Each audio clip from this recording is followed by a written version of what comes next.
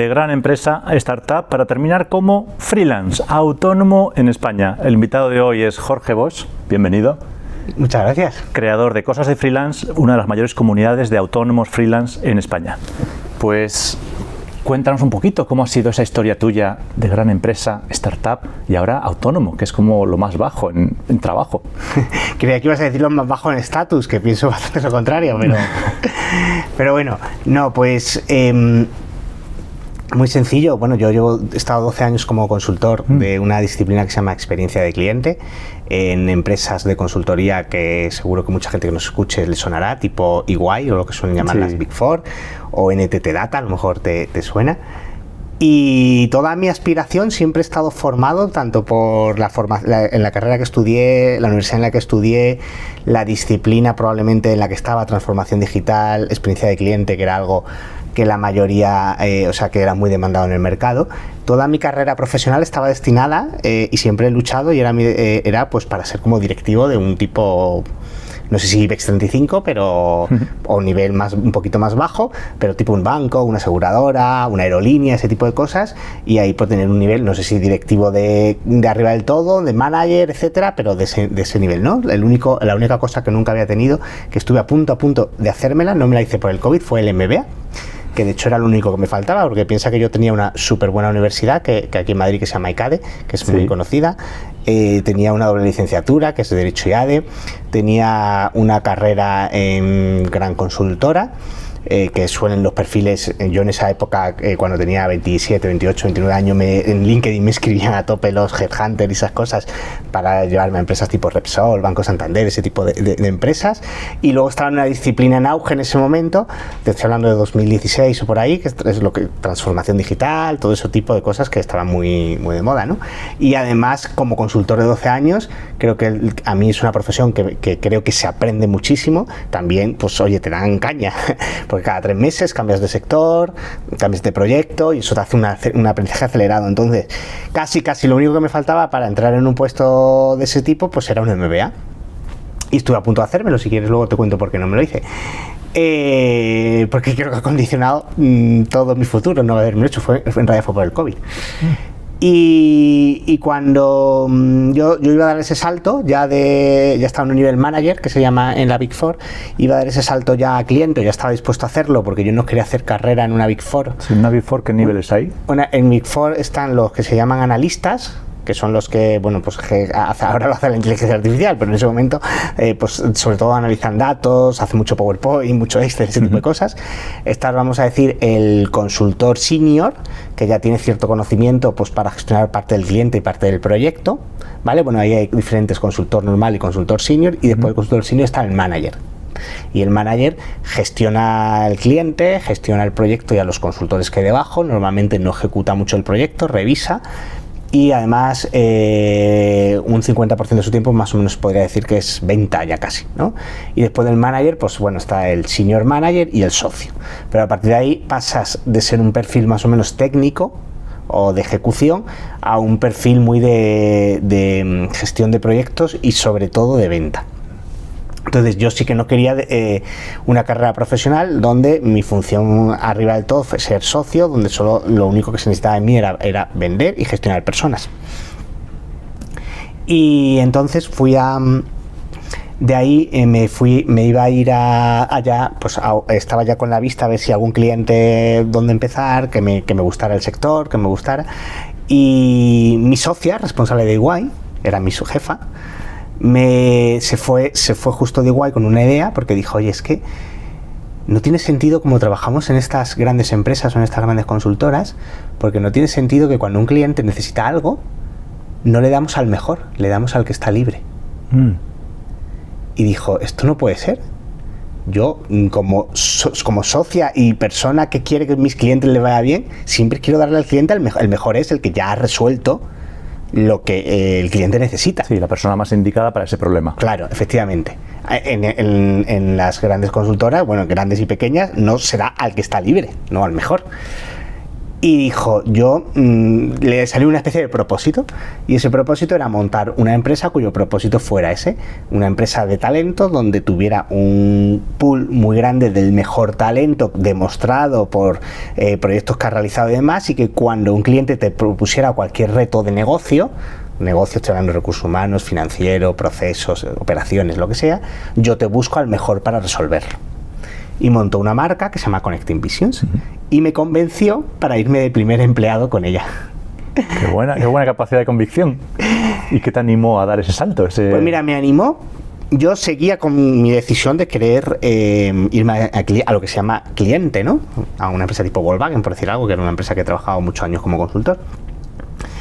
Y dije, yo en ese momento tenía unos 30 años, y dije, bueno, pues antes de meterme en el Volkswagen, Iberia, Bankinter de turno, que es, yo he trabajado mucho para ese tipo de empresas, digo que son aburridas, son todo comités, no me apasionaba el tipo de trabajo que hacían mis clientes.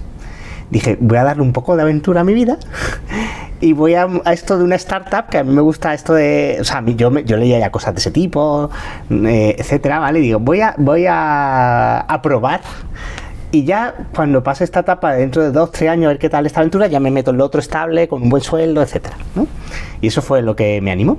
¿Y cambiaste de empresa sólida, estable, multinacional, o el sueño de toda madre para su hijo, a lo más loco del mundo, que es a ver si creamos una empresa, a ver qué pasa aquí? Claro, yo me fui con un mismo salario. Yo cobraba en ese momento 60.000 euros en EY. Estamos, como te digo, yo tenía 30 años y estamos hablando de 2017, algo así.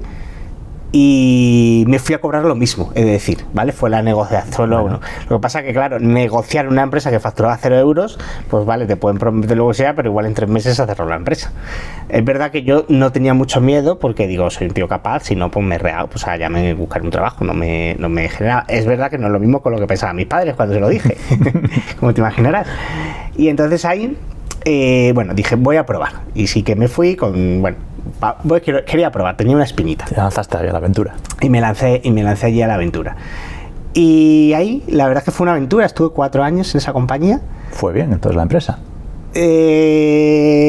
Tuvo 2 etapas, ¿vale? Tuvo 2 etapas. Te voy a decir que tuvo 3 etapas. Todas... Se ha vivido todo lo que se puede vivir en una startup, podría decir.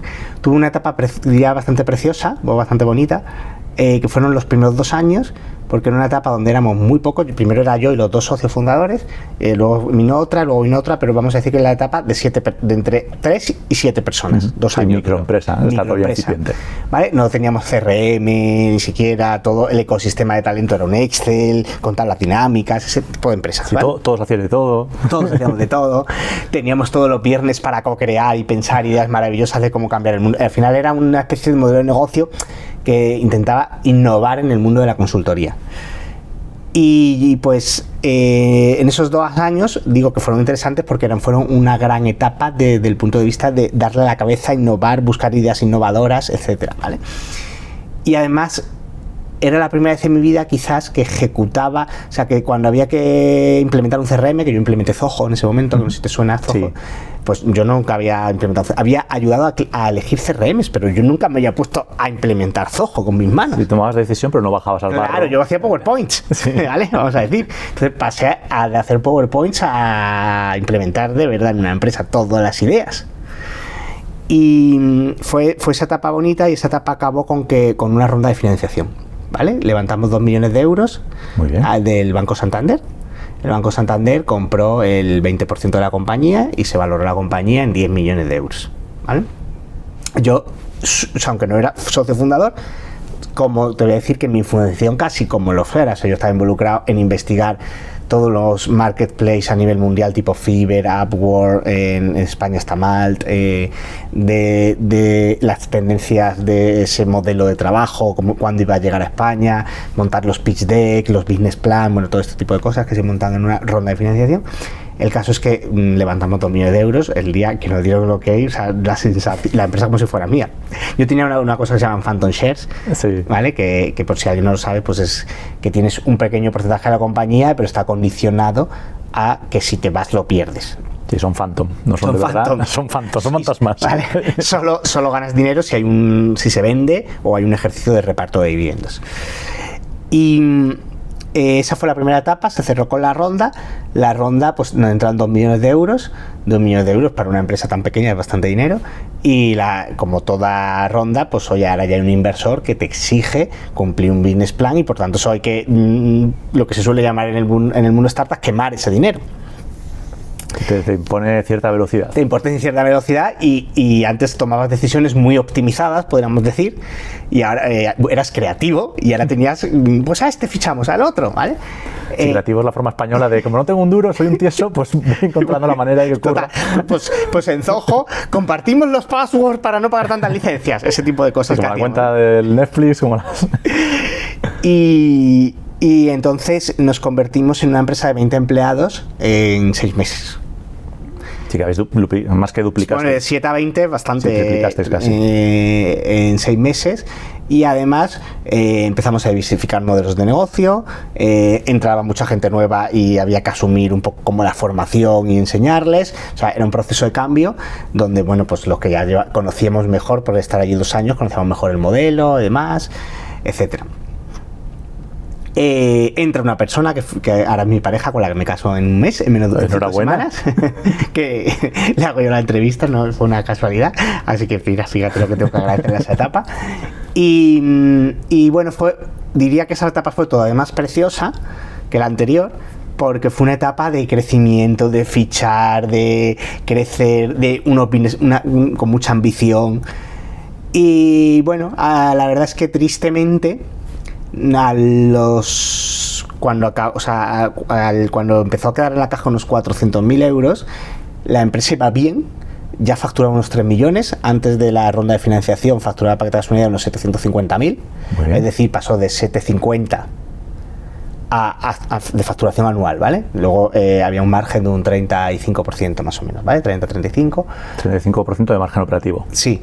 ¿Vale? Porque ten en cuenta, la mayoría se lo lleva el proveedor al que le das el proyecto. Sí. ¿Vale? Tú te quedas ahí un margen de alrededor de un 30%.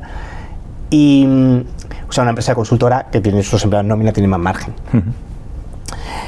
Entonces, la empresa pasa de 750 a casi 2 largos, 2.900, 2.800. Pero ya con 20, en ese momento eran 25 empleados, había unos cuantos gastos además, porque empezamos a intentar utilizar una red externa también para encontrar clientes, etcétera, que le llamamos los advisors, y aquello perdía dinero todos los años, ¿vale? Aunque los clientes, os referís a las empresas que contratarían después a esos consultores. Correcto, ¿vale? Y entonces no pasaba nada, no creció tanto como cualquier business plan, nunca se cumple, ¿no? Que igual en el business plan ponía 7 o 10 millones, pues se quedaron en 3, que seguía creciendo a buen ritmo, bastante más de doble dígito, pero no lo suficientemente rápido para crecer. Pues para los inversores, como para ser beneficio, ¿vale? Pero no pasa nada, porque para eso vienen las segundas rondas, que para eso están, ¿vale? Pero no la conseguimos levantar. Vaya. ¿Vale? No la conseguimos levantar, era un momento donde era creo que era 2023, no era un muy buen momento de levantamiento de dinero, o sea, el COVID ya había pasado, pero todavía estaban las aguas un poco turbulentas, bueno, total, que no la conseguimos levantar. Sí, España siempre está en crisis, ¿vale? O sea que tampoco. Y entonces, a raíz de eso, pues por primera vez, todos los grandes sueños de crecimiento se estancan un poco. Por un lado, yo estoy bien valorado, pero claro, si la empresa no crece, yo tampoco puedo crecer, por muy bueno que yo sea, o no sea, da igual, que sea bueno, malo, regular. En empresas de este tipo, tu crecimiento está ligado al crecimiento de la compañía. Claro, no es como una gran empresa que tiene muchos niveles, mucho escalafón, aquí es lo que hay. Aquí es lo que hay. Sí que se toma alguna decisión un poco más dura, alguno de echarlo, etcétera, pero bueno, a mí no me afectan y son decisiones muy puntuales. También los fundadores eran cuidadosos con eso y la verdad es que bien. Pero es verdad que se plantea un escenario en el que hay que remar mucho. Yo ya llevo 4 años y además veo a mis jefes un poquito cansados y además descubro una cosa, que les veo que han luchado muchísimo por su sueño y después de 4 años tienen que tomar decisiones difíciles, tienen que trabajar un montón y encima la empresa casi no es suya, porque tienen que se pasaban más tiempo en los comités con el Banco Santander, se pasaban más tiempo creando y reportando al Banco Santander que estando con sus clientes para una empresa de 20 empleados. Sí, o sea, más tiempo cuidando al inversor. Efectivamente. Que le había puesto una parte que con la operativa diaria de la empresa. A eso se une que yo pues cumplo unos 33, 34 años, que es un momento pues que ya en la vida ya creo que eres más maduro y has pasado por ciertas cosas. Y a eso se une que me doy cuenta de que el sector freelance está tremendamente poco profesionalizado. Sí, por no decir nada. O sea, tú piensas que yo no solo eran freelance, también eran en ese espacio había pequeñas empresas de servicios, agencias. Entonces, si encontrábamos que el mejor para resolver tu reto de negocio era una agencia, se lo dábamos a una agencia. Y yo hacía esa intermediación en muchas ocasiones y yo cogía el reto, lo traducía en un proyecto y se lo pasaba a una agencia, a un freelance, y ellos me pasaban una propuesta de vuelta. Bueno, cuando tú se lo pasabas a una agencia, pues la agencia te entregaba una buena presentación con quiénes eran, con qué van a hacer, los entregables, los casos de éxito, porque son los mejores, con un branding cuidado. Cuando se lo entregabas a un freelance, o sea, que yo era miedo. En media, siempre había alguno bueno, ¿no? Pero en media un Word cutre, no explicaba quiénes eran, nada de explicar por qué eran los mejores. No solo eso, cuando yo venía de la agencia a presentar el proyecto al cliente, lo hacía bien, o un comercial o un socio de esa agencia, lo hacía bien, estaba preparado, o sea, no tenías. Cuando venía un freelance, yo tenía que sentarlo una hora antes y prepararle para cómo tenía que presentarlo. O sea, la verdad es que eran malos. O sea, le hacías el trabajo de marca personal, de sí, cómo exponerte. Toda la parte comercial. Toda la parte comercial se lo hacías. Entonces ahí. yo dije, hostia, es que cuando tú eres freelance, ¿por qué un freelance no tiene una web en condiciones? ¿Por qué un freelance no tiene unos casos de éxito documentados? ¿Por qué no tienen un branding? ¿Por qué no tienen bien documentado y me explican realmente por qué son los mejores? ¿Por qué no tienen un método para hacer los proyectos y los resultados? No lo entendía. O sea, me chocó muchísimo. Sí. ¿Y por qué detectaste que no lo tenían? Bueno, no lo detecté porque hice 1000 intercambios entre clientes y freelance. O sea, en esa época igual revisé 2000 propuestas de freelance. Y los freelance siempre venían mal. Y en un porcentaje muy alto venían mal, o sea, tan mal que si yo tenía que presentar, porque la propuesta de valor era que presentábamos 2 o 3 proveedores para el mismo reto, y a veces era un freelance y una agencia. Y incluso los comparábamos. Sí. Y le ponía puntuación y no sé qué. Si tuviera ya en ese momento. Maravilla. Y los comparábamos y le decíamos al cliente, oye, pues mira, para resolver tu reto tienes 3 opciones, esto cuesta tanto, esto lo hace así, esto lo hace así. Siempre eran, además, creíamos que todo lo que le presentábamos ya era cualificado por nosotros y prefiltrado. Y eso, y yo al freelance le pedía la propuesta 3 días antes de presentárselo al cliente para poder hacer cambios, porque sabía que me iba a recibir algo muchas veces que no estaba bien, que no era presentable. Entonces, en media ocurría con un alto porcentaje, y por ejemplo, en el mundo agencia, no estoy hablando de gran agencia, estoy hablando de pequeña agencia, ya eso no ocurría, ya estaba bastante más profesionalizado. Entonces, además en esa época me empecé a leer muchas newsletters, entré en esto que me conoces tú, Sin Oficina. Sí, de comunidad. Y entré en Sin Oficina no porque yo fuera emprendedor, entré porque yo quería utilizar un canal que ellos tenían que se llama Busco Fresco para encontrar freelance para mis clientes. Lo que pasa es que luego entré y me empezó a entrar el gusanillo, ¿vale? Y entonces yo dije, bueno, es que, si yo me doy de alta como freelance, yo que llevo 12 años dando servicios, o sea, lo peto aquí. Comparado con esta gente, lo peto. Viene aquí el Messi para jugar con los niños. Tal cual. Y a la vez se me ocurrió lo que tengo ahora, que se llama Cosas de Freelance, que dije que es un proyecto, vamos a decir, formativo, educativo al mundo freelance, pero yo en ese momento nunca había creado formación ni contenido ni nada, era más un side project, pero es verdad que yo ya cuando me di de alta autónomo lo tenía en mente, tenía incluso el dominio comprado. Compré 2 dominios, el de la marca de freelance, vamos a decir, que era mi nombre, jorgebosales.com, y el de cosasdefreelance.com, sabiendo que el otro era algo de largo plazo, porque yo lo primero que tenía que hacer era montar mi negocio unipersonal. Entonces, ahí primero te enfocas en tu marca personal, Jorge Bosch. Me monto un servicio B2B de consultoría B2B, porque yo ahí decido, que volver a gran empresa, que había 4 años que estaba, me daba una pereza terrible, no quería. O sea, yo había descubierto el mundo de los negocios unipersonales, de los freelance, o sea, de la libertad de hacer lo que te dé la gana. O sea, yo no me veía en esta empresa, en Connecting Visions, hacía literalmente lo que me daba la gana, aunque no fuera freelance, pero o sea, entraba, salía, o sea, hacía lo que me diera la gana. Tenía mucha más libertad. Yo a la vida corporate no vuelvo ni de coña. O sea, se me quitaron todas las ganas. Y luego a la vida, vamos a decir, startup o empresario, dije, a la vida de montar una empresa como siendo empresario, dije, no lo hago ni de coña. Yo, mis jefes estos, que tienen 20 empleados, que están trabajando, que encima han ido inversores y la empresa no es suya, o sea, su vida no la quiero ni en pintura tampoco. Entonces dije, yo la vida que quiero es la de estos freelance. La vida mejor, la vida del pirata. No, una vida en la que puedes escoger un poco qué vas haciendo, sin tener una estructura como una gran empresa que te obliga a hacer las cosas. Y en ese momento, como llevaba 4 años viendo otros, me sentí con mucha seguridad para hacerlo. Sí. Y dije, pero claro, yo voy a saltarme unos freelance sabiendo lo que sé hacer. Lo que sé hacer es consultoría B2B de experiencia de cliente. Así que eso fue, y solo trabajé. Ahí podía haber elegido marca comercial o marca personal. Pues en mi caso elegí marca personal, pero podría haber elegido. Y estuve algo más de un año con ese negocio full. Más o menos yo en 6 meses no podía coger más clientes. Muy bien. O sea, empecé por Zurich Seguro, luego con Editorial, que te sonará, SM Editorial, luego una startup pequeñita que se llama Cantera.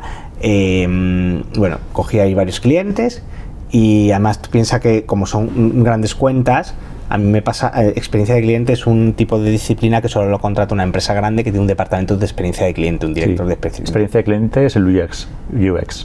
No, UX, que es experiencia de usuario, es todo lo que tiene que ver para que la experiencia del usuario normalmente con una plataforma digital, pues el botón sea donde tiene que estar, sea fácil y demás, ¿vale? Experiencia de cliente es una disciplina mucho más estratégica en el negocio, que imagínate te contrata un banco y te dice, oye, yo tengo 17 canales por los que interactúo con mi cliente, quiero entender de principio a fin todas las interacciones que hago con mi cliente por cualquier canal para entender en qué estoy fallando en cualquier momento. Entonces, si es la experiencia de cliente de un proceso hipotecario, pues analizas lo que se llama el Customer Journey, pero puede ser digital o no digital, por cualquier canal, contact center, email, etcétera. Cada eso se llama interacción.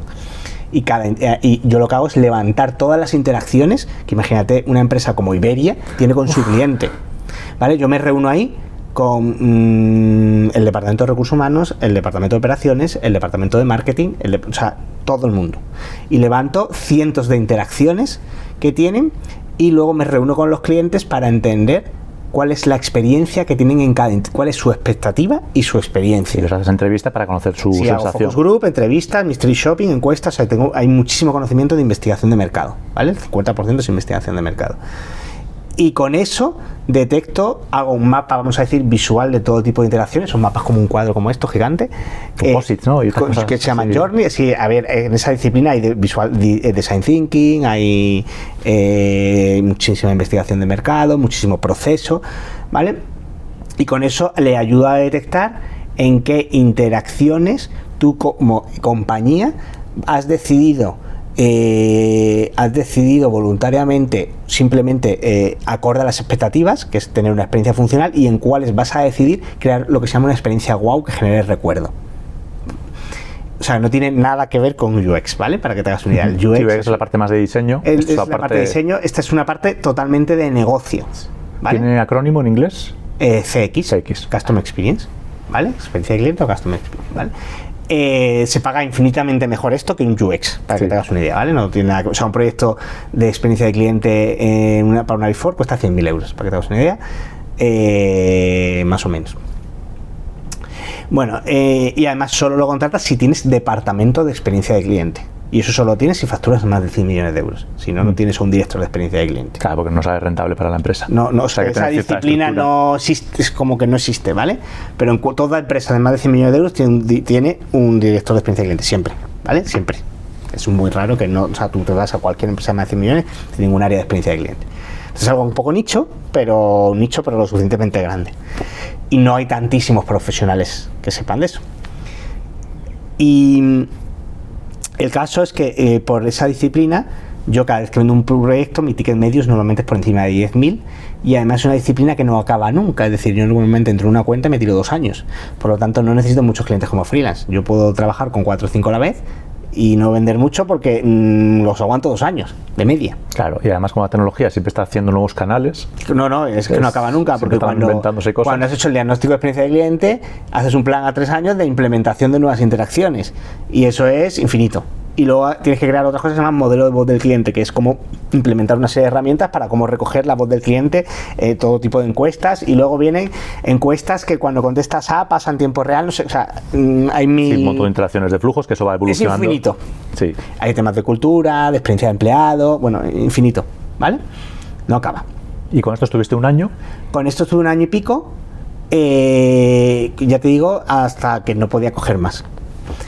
Y afortunadamente me fue, pero yo ya, como tenía en mente lo otro, ya una vez estabilizado esto, hice un proyecto de me hicieron un proyecto de branding y todo, contraté un brand, todo genial, la web, todo genial. Entonces, ahí tenía que tomar una decisión, o seguir en el camino de, vamos a decir, del freelance, que estaba bien, estaba estable, ya estaba seguro, mis clientes y bla, bla, bla. Pero yo ya tenía desde el inicio, lo que te dije, había comprado el dominio de cosas de freelance.com y tenía en la mente todo eso. Y dije, bueno, soy un poco inquieto y mi mente inquieta me llevó, pues seguramente, a probar. Yo en ese momento, como digo, leía mucha newsletter, escuchaba mucho podcast, pues había mucha gente que admiraba y dije, es que yo quiero ser como esa gente, ¿sabes? Como mucha gente de diseño oficina, la admiraba. Y dije, yo quiero ser como ellos, es lo que a mí me apetece. Y dije, bueno, voy a probar. Entonces empecé con una newsletter que le llamé Cosas de Freelance. Antes de, bueno, yo soy un poco planificador, me leí 3 libros del mundo, o sea, aparte de los conocimientos que ya tenía, empecé como a obsesionarme con crear modelos, frameworks, como a entender bien que hacía un freelance bueno, que no, a crearme un Miro con flechas, ese tipo de cosas, ¿no? Sí, todo bien organizado, bien estructurado. Sí, porque si no, si no lo tengo muy organizado, no suelo lanzar, o sea, me da miedo. O sea, no es que me dé miedo, pero me genera la seguridad tenerlo como muy bien hecho. Si dibujas el mapa, eso. Y pues dices, ya, con el mapa yo ya me manejo. Sí, me leí 3 libros antes del mundo freelance y empecé a tomar un segundo cerebro que ya tenía, lo empecé a conectar todo, etcétera, ¿vale? ¿Segundo cerebro? Un segundo cerebro, pues es como un sitio donde tomo notas y las voy conectando, etcétera, ¿vale? Y nada, lancé la newsletter el 7 de septiembre de 2023. A la vez de la newsletter empecé por primera vez a publicar en LinkedIn, que nunca había publicado. Y fue bien. Fue mejor de lo esperado. Fue bien, sí. Creo que todos los freelance digitales de España te conocen. O sea que en solo 2 años y poco. Fue bien. A ver, te voy a contar la verdad. Tomar esa decisión pues hizo que de repente yo tuviera que dedicar... es verdad que yo no tenía modelo de monetización ninguno, sí que me hice un business plan con unos futuros modelos de monetización y los ordené por cómo quería lanzar cada uno y más o menos cuándo. Pero todo era un Excel que no tenía ni idea si se iba a cumplir. Y bueno, en cualquier caso, lancé la newsletter, sí que se suscribieron antes de tener la primera edición, yo me acuerdo perfectamente, tenía 297 personas. Muy bien. Es verdad que hice un pequeño plan de lanzamiento, la semana de antes muy planificado, y a los 3 meses tenía unas 1000. Con un post de LinkedIn, unos que se recomendaban a otros, bueno, también a través de la funcionalidad esta de la herramienta que utilizo de SAP, bueno, una serie de cosas que creo que ahora tampoco vienen al caso, lo que tú me digas. Bueno, la herramienta de Substack que tiene para comunidad de recomendar newsletters. Eso es. Tú te apalancaste en diferentes acciones. Pero no había modelo de negocio. O sea, yo dedicaba mis 4 horas más fácil o 5 a escribir la newsletter cada jueves. Captar gente que dedicaba otras 5 horas. O sea, yo dedicaba 2 días básicamente prácticamente a eso. Pero todavía no les facturaba 0 euros. No vendías nada todavía. Nada. Eso fue en septiembre. En marzo lancé mi primer modelo de negocio. Pero de septiembre a marzo, pues piensa que yo estuve 2 días enteros creando contenido y captando audiencia. Vale, mientras mantenías el servicio de... Mientras ganaba lo otro. Lo que quiero decirte es que, perdí dinero en el camino. Porque sí, claro, 2 días menos de trabajo. O perdí dinero o perdí vida, una de las dos. Pero sí, claro, pues 2 días menos de trabajo, literal.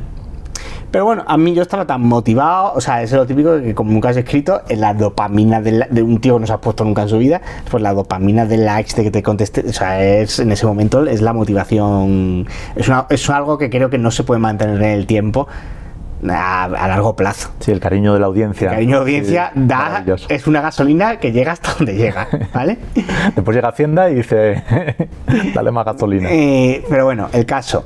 En marzo de 2024 lancé mi primer modelo de negocio, que fueron unas cosas que llamé plan de acción one-to-one para freelance, ¿vale? Una única sesión, one-to-one, por 150 euros. Lancé 5 plazas y se vendieron las 5. Y dije, bueno, vale. Muy bien. Bueno, 150 euros no era mucho dinero. Bueno, pero lo que sacaste se vendió. Lo que saqué se vendió. Hice mis de estas, salieron bien, ahora las sigo haciendo. Pero mucho más dinero, así que te digo. La sigo haciendo, claro, ahora el método que tengo de la sigo ahora no tiene nada que ver, está hiper profesionalizado el método que sigo ahora para hacer esa sesión versus la que decía en ese momento. Pero bueno, ese fue el primer modelo de negocio. Que es un servicio de este nuevo enfoque. Es un servicio dirigido por primera vez a B2C, ¿vale? A freelance, que era una asesoría one-to-one. Claro, o sea, los freelance los consideras ya así, no los consideras B. Entre B2B y B2C, los consideras B2C. Totalmente. O sea, cumple todo lo que... O sea, a ver, al final son particulares que sí que pagan una cuota de autónomos, pero su mentalidad, su forma de ser, su dinero, o sea, forma parte como de un particular. O sea, no hay mucha diferencia. Sí, es un particular que factura. Es un particular que factura, es un B2C clarísimamente. Sí. ¿Y dónde marcarías la diferencia entre B2C y B2B? A ver, B2B es una empresa, pues a partir de 2 empleados es B2B para mí. A partir de 2 empleados. Menos de eso, pero B2C. Mis freelance en media, a ver, yo tengo mucha gente que me sigue que tiene agencias y cosas, pero mi público objetivo no es ese. Mi público objetivo es un negocio unipersonal de servicios. Entonces, en marzo lancé ese modelo de negocio, y en noviembre de 2024 lancé mi segundo. A partir de ahí hacía, creo que eran 3 sesiones, o 2, no, que eran 3. En ese momento, ahora hago solo una ya, pero en ese momento eran 3. Planes de acción todos los meses y se me llenaban siempre. A 150. Cada vez que pasaba de 10 números, subía 50 euros. Ahora mismo está no sé si está en 600 o 700. ¿Vale? Es una buena estrategia. Bueno, según se vende, hay que subir el precio. Es la que me puse. Sí. Y se siguen llenando, las tengo llenas, pues mira, ahora mismo estamos en mayo, las tengo llenas como hasta diciembre. Pero es verdad que ahora he reducido, antes hacía 3 al mes, ahora hago 1 al mes. Hago un mes y gano más que con 3 al mes. Esa es la gracia. Pero hago 1 al mes porque no es un servicio tampoco, aunque lo cobra 600 euros, vamos a decir, la sesión, es una sesión que me preparo con mucha... o sea, son problemas diferentes los que me vienen, aunque suelen ser comunes, pero me la preparo con mucho detenimiento. Es una sesión que suele durar... No hay tiempo, o sea, estoy ahí hasta que te resuelva tu problema. De media te puedo decir que estoy 3 horas, 3 y media, y acabo bastante cansado mentalmente. Eso agota. Y luego le tengo que enviar el plan de acción, que bueno, es verdad que ahora con la IA, la transcripción y tal, es más rápido, lo tengo todo bastante, pero aún no me lleva otros 40 minutos a lo mejor. O sea, al final he hecho 6 horas a la persona fácil. Sí, es un trabajo de un día. Sí, casi, ¿vale? No llega un día, pero sí, bueno, prácticamente. Vale, después de este servicio 1 a 1, después de servicio 1 a 1, siguiente producto. Sigo. Yo siempre la estrategia era 50% del tiempo a contenido, 50% a captar audiencia. Eso siempre lo he mantenido, ¿vale? Entonces sigo captando audiencia. La audiencia sigue creciendo. Y monto mi primer, ¿cómo lo llamas? Curso, infoproducto, que ¿cómo lo podemos llamar? Digital. Curso digital.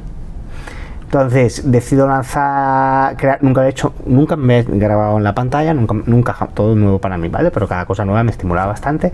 Y llevaba un tiempo hablando, a mí hay un tema que me gusta mucho, que es la organización, la productividad, la organización personal y todo eso. Y decido lanzar un producto que lo llamo Rindemax, le pongo un nombre. Y lo decido lanzar, o sea, primero creo el curso y luego pues la estrategia de lanzar. Nunca he hecho lo que se llama lanzamiento, típico lanzamiento en un corto periodo de plazo, mandando emails, nunca había hecho tampoco. Sí, como una película. Sí. Vas a estrenar la película en el cine y primero hay que poner los trailers, los carteles, que hablen los actores. O sea, todo ese trabajo con una urgencia, oye, esta semana el lanzamiento y luego el precio se duplica, ese tipo de cosas, nunca lo he hecho.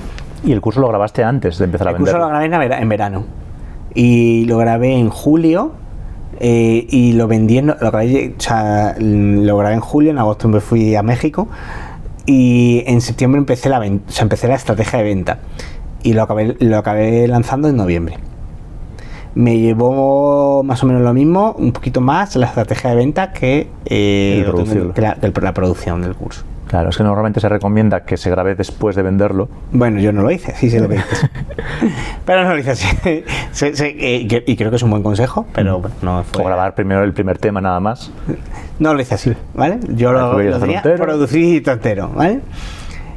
Y bueno, me ocurrió una estrategia de venta muy buena. Creo que ahora leyendo los emails están muy guapos.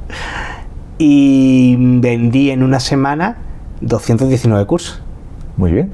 Que fueron 19.000 y pico euros.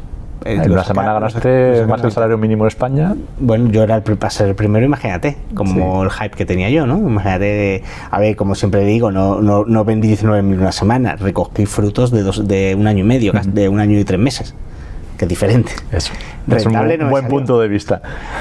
Pero totalmente sincero, recogí frutos. La gente, yo llevaba un año y 3 meses dando mucho valor, entonces la gente estaba muy atenta a cualquier cosa que yo sacara.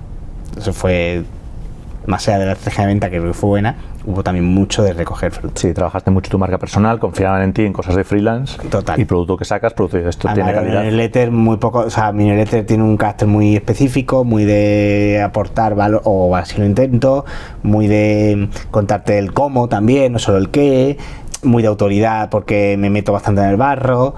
Bueno, no sé.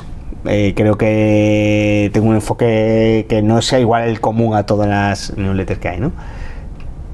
Y en ese momento, bueno, me lo salta un poco, en ese momento lancé un podcast, si quieres luego volvemos para atrás. Pero bueno, el caso se fue mi segundo... Todo el mundo tenemos un podcast ahora, es lo que toca. En ese momento fue mi segundo modelo de monetización. Sí, que ya pasaste de un servicio a un producto replicable a un coste muy bajo. Un coste muy bajo.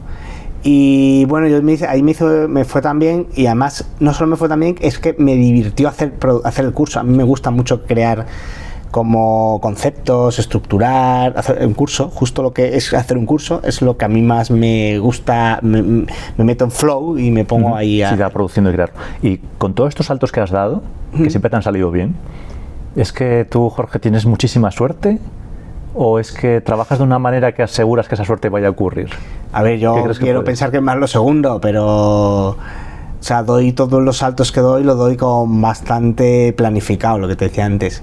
O sea, no intento dejar muchas cosas al azar, ¿vale? Por eso quizás la estrategia que me contabas tú antes de primero... O sea, a mí...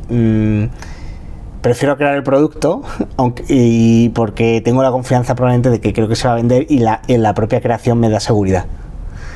O sea, no tengo mucha prisa, etcétera. Sí, vas con un método, mapa bien hecho, pasos bien hechos, ejecución, y es a un ritmo constante, sin ir igual con... Yo lo veo mucho entre emprendedores, empresarios pequeñitos, que se emocionan. Se emocionan con algo, viene la idea, y esa semana... Soy bastante... Por ejemplo, analizo muy bien la sostenibilidad de las cosas. Con sostenibilidad me refiero a que hay mucha gente que dice, venga, newsletter diaria o post de LinkedIn al día. Yo soy muy de, oye, ¿cuánto tiempo vas a poder aguantar un post de LinkedIn al día? ¿De verdad vas a poder? Yo soy de los pocos creadores de LinkedIn que nunca ha pasado una frecuencia semanal de 2 semanas. De los pocos creadores que, vamos a decir, le va bien. Sí. Que nunca ha tenido una frecuencia superior a 2 semanas. Nunca ha pasado de frecuencia de 2 semanas. Frecuencia de 2 semanas, perdón, te he dicho mal. Frecuencia mínima. De 2 posts a la semana. Vale. Y en newsletters de frecuencia 1 a la semana. Y en podcast 1 al mes. Es decir, todas mis estrategias están hechas para la sostenibilidad del proyecto. Y creo que eso tengo una especie de habilidad. A mí yo no voy a decir que es habilidad porque es que lo veo como muy claro en mi cabeza. Pero sí veo el error de la gente que se viene arriba y se desploma.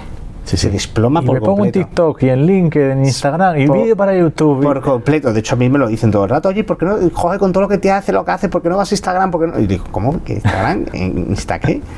No, mi estrategia es el 0,1% mejor en muy pocos sitios. Tengo clarísimo. Sí, el pasito a pasito se llega mucho más lejos. Me encantaría meterme en el mundo de YouTube, pero no me veo con la capacidad de sostenibilidad ahora mismo. Bueno, tenéis las entrevistas que se publican en YouTube. Sí, pero estoy hablando del típico YouTube de los vídeos de 10 minutos más modo, tú sabes. Más contando algo. Sí, o sea, es otro estilo. Me gustaría me atrae, pero no hasta que yo no vea mucha sostenibilidad y ahora mismo no me veo capaz. O sea, claro. Yo si no tengo un plan de sostenibilidad no me meto. Claro, porque si la mitad de la jornada se va en crear contenido para captar audiencia y la otra mitad se va en gestionar todo lo que tienes montado, pues claro. Cualquier cosa que metas explota. Entonces, ¿qué tengo que quitar? Bueno, a todo esto no te he ido contando, pero sigo con mis clientes de B2B. lo cual mi cabeza a dos mundos, ¿vale? Pasó una etapa complicada en ese momento. ¿Sigo contándote o como? Sí, claro. Lo que tú me digas, ¿eh? Bueno, te sigo contando. Es una historia apasionante en el sentido de que muchos dicen, es que he tenido el éxito de la noche a la mañana. No. Y pues ves que me gusta mucho ese enfoque que dijiste de he recogido los frutos después de año y medio.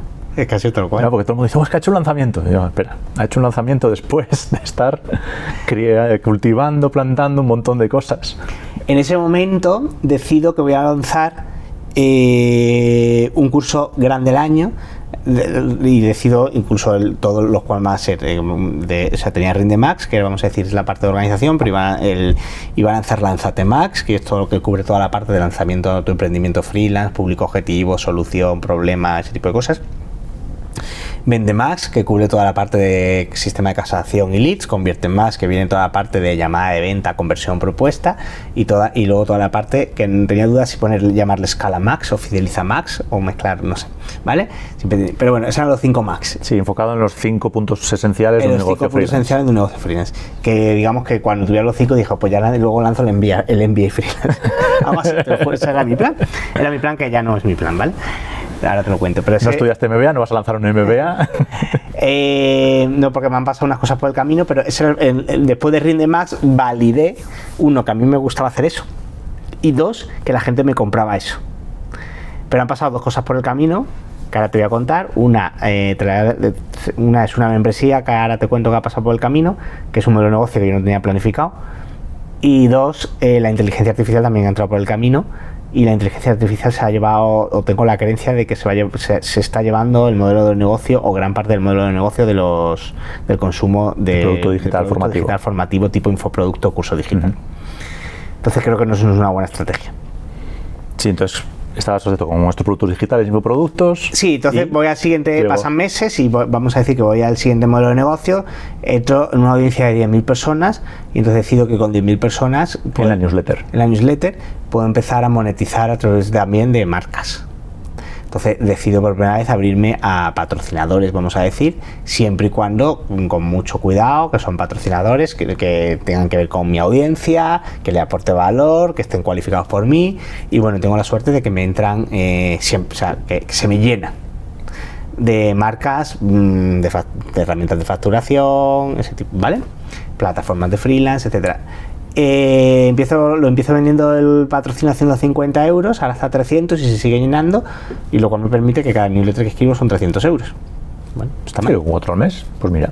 Bueno, pues no es mucho dinero tampoco, o sea, no es muchísimo, pero pues, me lo hace más sostenible también.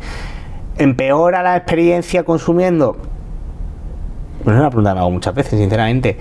Yo me analizo a mí mismo lo que a mí me gusta cuando leo otra newsletter. En mi caso lo intento hacer de la forma que tú descubras una nueva herramienta, algo útil para ti, y que sea realmente útil. A mí cuando eso lo hacen me gusta, no solo no me molesta, me gusta que me lo hagan. Sí, además con la visión experta que tienes, escribas. Bastante, creo que escribo bastante. Bueno, de hecho te diría que rechazo más o menos el 60% de los patrocinadores, ¿vale? Sigo haciéndolo y es vamos a decir que es otro modelo de negocio. Junto a eso también hay modelos de negocio puntuales, más de colaboración de afiliaciones y cosas así, ¿vale? No es un modelo de negocio muy relevante, pero ahí está. Bueno, seguimos. Y a raíz de ahí, en mayo, estoy hablando de ya mayo de 2025. ¿Hace un año? Hace un año justo. O sea, justo, final de mayo de 2025. Lo que te decía, en este camino se aparece un chico y ese chico me propone hacer un podcast y montamos un podcast. Ese podcast, bueno, va más o menos bien y va, pues existe, empieza a ir bien. No tenía ni idea de hacer podcast, como todo, primera vez, todo lo que estoy contando es la primera vez en mi vida. Pero todo, me voy a meter un poco contigo, todo lo que es primera vez que haces, lo planificas, lo ejecutas y sale bien. Sí, por ejemplo, con la historia del podcast, pues decido el podcast en diciembre de 2023, él me convence, yo estaba un poco... Y al día siguiente le mando un pantallazo a WhatsApp y le digo, en mi lectura de esta Navidad, y era un libro de, no sé si te conoces a Emilio Cano, que es un podcaster muy famoso que tiene un libro que se llama Podcasting, así lo hago yo. Entonces me compro, me leo el libro de arriba, yo utilizo mucho una herramienta que se llama Airtable, me hago un checklist de 45 cosas que tengo, me ultra informo de todo lo que hay que hacer para montar un podcast, de cómo hacer la portada de, yo que sé, la portada de la carátula. La miniatura, la carátula, ¿vale? Sí. De dónde lo grabamos, y empezamos a grabarlo en una herramienta que se llama... Bueno, las herramientas no... Bueno, no me sale el nombre, ¿vale? Pero me informo de 3 o 4, leo todo lo que hay que leer del mundo micrófono, ¿vale? Me compro que me leo un montón de cosas, lo mega planifico, lo lanzamos a final de enero. Y a ver, también es verdad, por serte sincero, que aquí sale también bien porque ya tiene una audiencia que muevo de un lado a otro y coge tracción. Consume contenido y llega... No, es que es la misma. Sí, es la misma, y como esa gente ya tracciona, atrae a otra gente. Sí, un poco efecto de red. O sea, que aquí que es más fácil lanzar cosas cuando ya tienes una audiencia, eso es totalmente cierto. Pero es verdad que no tiene ni idea y el podcast sale bien, la aventura. Lo grabamos online, al año lo pasamos a físico, con un estudio. Y claro, cuando nos metemos en físico se nos meten los costes de edición, de alquiler de estudio, tal. Y con todos estos pasos, un pequeño inciso, ¿no decidiste contratar gente para apoyarte? Yo tengo al día de hoy tengo bastante más, es el momento en el que tengo más colaboradores, contratado como contrato, no, o sea, soy yo solo. Pero me refiero a colaborador estable, no, por ejemplo, va a hacer la marca, pues contrata a una persona, te hace la web, no, por ejemplo, todo relacionado con el podcast, pues obviamente todo lo que es edición, todo eso está totalmente delegado, como te imaginarás. Ahora tengo unas cuantas cosas delegadas, sí. Vale, son freelance que hacen un trabajo sí, y tengo algunos periódicos ya estables, vamos a decir, especialmente en la parte de todo lo que tiene que ver con el podcast y con la membresía. Y bueno, el caso es que lo pasamos a físico, y en el paso a físico pues se nos meten unos costes. Encontramos un patrocinador anual que nos pone 4.000 euros, que es una plataforma de freelance que se llama Malt. Pero 4.000 euros no dura nada. Y entonces decimos, oye, pues hay que buscar un modelo de negocio de autofinanciación del podcast si queremos seguir, porque el único objetivo con el que montamos el podcast es como para trabajar nuestras marcas personales.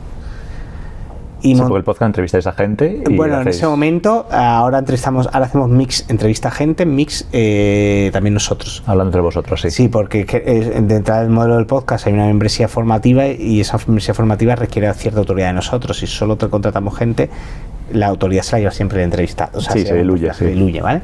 Pero es verdad que la entrevista te da, pues que tú no sabes de todo, ahí sabes. Entonces, hacemos un poco mix, es raro, la gente tiene uno u otro, nosotros hacemos el de en medio, pero ese primer año es solo nosotros, no hay entrevistas. Bueno, este compañero es Swan. Sí, este compañero se llama Swan Barrantes, y decidimos que si queremos seguir con el podcast, que queríamos seguir los dos, pues que hay que buscar una fuente de financiación, y decidimos montar una membresía. Todo esto me empuja el más porque yo soy más cagado, ¿vale? Porque tengo que tenerlo todo más atado. Bueno, pero todos me los viene santos bien, me viene. El tío me tira para adelante, y yo, aunque soy más cagado, acabo... O sea, la primera reacción siempre es un poco... pero luego me pongo a pensar y me acabo montando el plan de cómo hacerlo, ¿vale? Es un poco así. Eso, tú eres un poco como Aníbal, el del equipo A, ¿no? Me encanta que los planes salgan bien. Has dado 4 grandes saltos al vacío y han salido bien hasta ahora. Sí, ahora todavía hay unos cuantos saltos más. Y supongo que han salido más o menos bien. Todo va bien. Afortunadamente todo va bien. Aunque todavía pienso que me queda un largo camino por recorrer. El caso es que montamos la membresía y la lanzamos a final de mayo de 2026. De 2025. El año pasado, sí. Y se suscriben 50... no había nada. O sea, había una landing y una promesa, vamos a decir, con una propuesta de valor, vamos a decir, invento, o sea, que no estaba ejecutada. Todavía no está el producto hecho.